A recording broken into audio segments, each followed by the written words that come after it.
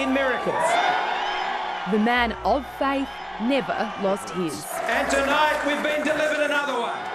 Scott Morrison pulled off an upset for the ages.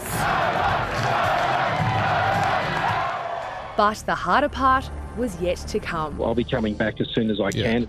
As Australia burned, its leader went to Hawaii. We deeply regret it, but they know that, I don't hold a hose, mate. He returned to white-hot anger.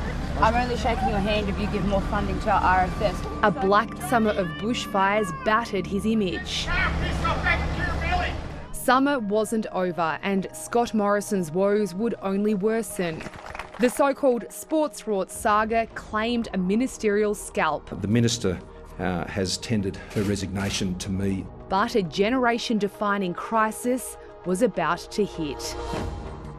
Unprecedented powers were enacted, Fortress Australia raised its drawbridge to the world, and a war cabinet formed. Businesses shuttered, millions put out of work. This will put us all to the test. At no time like this since the Second World War. Presiding over a once-in-a-century pandemic, No more going to the pub after work. No more going to the gym in the morning. a pragmatic Prime Minister threw out the Conservative rulebook, pumping billions into the economy, boosting the social safety net and subsidising workers' wages. To ensure that we can protect the lives and livelihoods of Australians.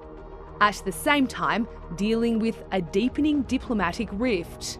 Ties with China strained over Australia's calls for a global probe into the origins of COVID-19. Where else did it start if it wasn't in Wuhan?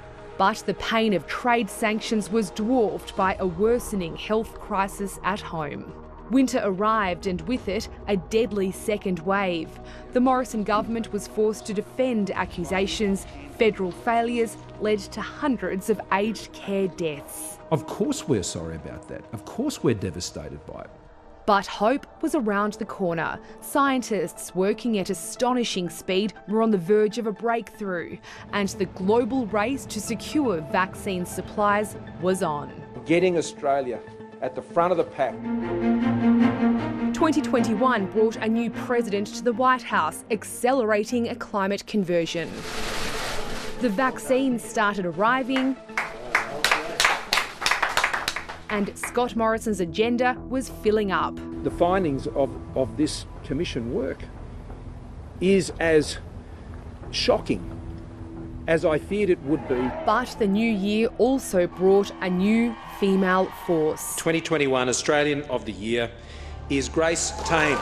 A rape allegation rocked the parliament and the government. It felt like immediately became sort of like a political problem.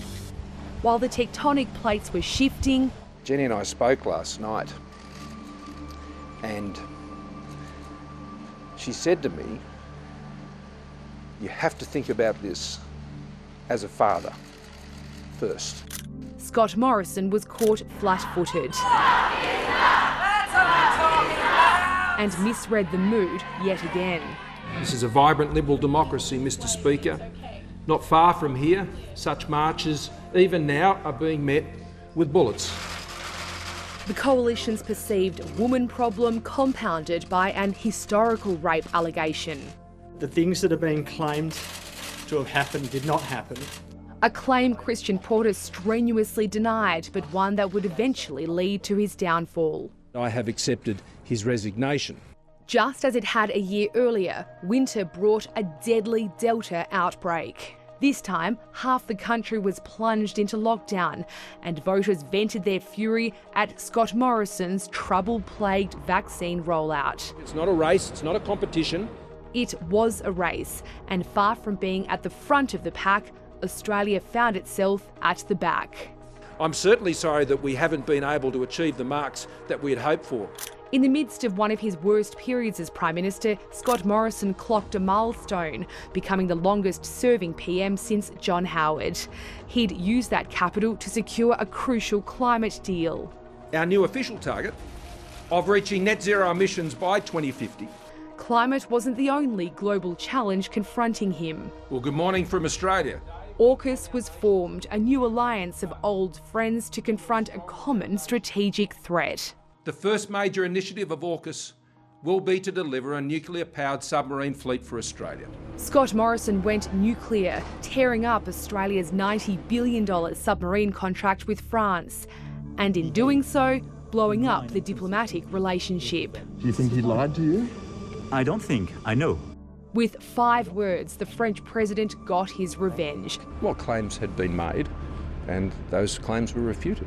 Scott Morrison's everyman image was considered an asset at the last election. He appealed to the so-called quiet Australians.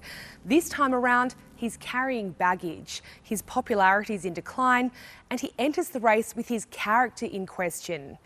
And when voters cast their ballots, trust is so often at the heart of their decision-making.